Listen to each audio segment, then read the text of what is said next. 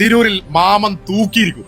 ഞാൻ പറഞ്ഞ അങ്ങനെ തൂക്കാണ്ട് മുന്തിരിന് 1500 പേരും. Okay, 5000 dirhams 30.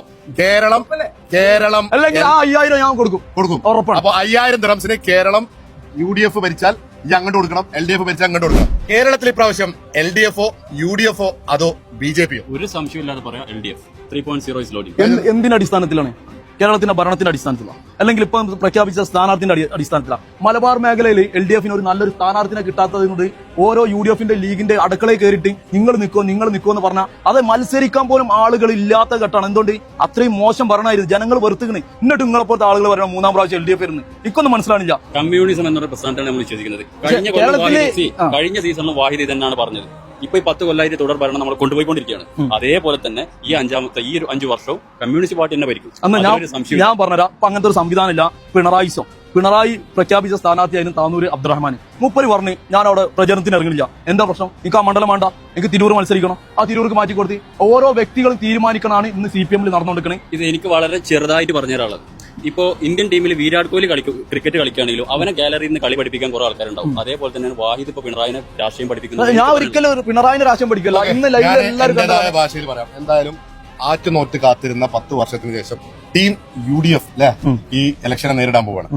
എന്ത് ഫാക്ടറിൽ അല്ലെങ്കിൽ നിങ്ങൾ എന്ത് ഓളുണ്ടാക്കാനാണ് ഈ ഇലക്ഷന്റെ സമയം വരെ സത്യം പറഞ്ഞ ഒരു പിടി നിങ്ങൾ മുമ്പിലുണ്ടായിരുന്നു? ഇലക്ഷന്റെ സ്ഥാനാർത്ഥിത്വം പ്രഖ്യാപിച്ച അന്ന് തൊട്ടങ്ങിയാണ് തമ്മിൽ. പിന്നെ ഈ കുറെ ആൾക്കാരുടെ പേര് പറഞ്ഞു. ഇവിടെ ചെങ്ങായിങ്ങളെ ഏറ്റവും വലിയ ചീറ്റപ്പൂലിയായിട്ടുള്ള സുധാകരൻ മത്സരിക്കണില്ല. ചുരുക്കി പറഞ്ഞാല് ഓരോരുത്തരുടെ മണ്ഡലത്തിൽ നിന്ന് പോവാം. ഞാൻ തിരൂര് മണ്ഡലത്തിലാണ്. ഒരു പ്രാവശ്യം മാത്രമാണ് അവിടെ LDF കൊടി പാറിച്ചു. ഈ പ്രാവശ്യം മാമൻ. കേരളം കണ്ട ഏറ്റവും മികച്ച കായിക മന്ത്രി ആരെന്ന് ചോദിച്ചാൽ അത് നിസ്സംശയം കേരളക്കര ഓമന പേര്. കേരളത്തിലെ മുഴുവൻ ഫുട്ബോൾ പ്രേമികളെയും വഞ്ചിച്ച വഞ്ചകനായ താനൂരിൽ 10 വർഷം.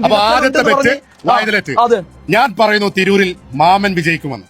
അപ്പോ എത്ര പേര് വെച്ച് തിരൂരിൽ മാമൻ വിജയിക്കുമെന്ന് ഞാൻ പറയുന്നു. വായത് തീരുമാനിക്കുന്ന പൈസ എത്ര മുന്തിരി നമുക്ക് പ്രശ്നമല്ല, ഞങ്ങൾ അവിടെ ജയിച്ചേർക്കണം. 1000 ദിറംസിന് വെച്ച് വെക്കുന്നു. തിരൂരിൽ മാമൻ തൂക്കിയിരിക്കും. ഞാൻ പറഞ്ഞ അങ്ങനെ തൂക്കാണ്ട് മുന്തിരിന് 1500 പേരും. എന്റെ മണ്ഡലം 3.0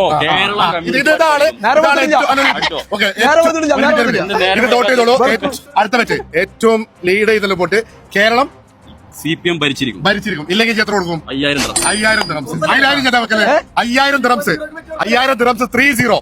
കേരളം അല്ലെങ്കിൽ ആ 5000 ഞാൻ കൊടുക്കും ഉറപ്പാണ്. അപ്പൊ 5000 ദിറംസിന് കേരളം UDF ഭരിച്ചാൽ ഈ അങ്ങോട്ട് കൊടുക്കണം, LDF ഭരിച്ചാൽ അങ്ങോട്ട് കൊടുക്കണം.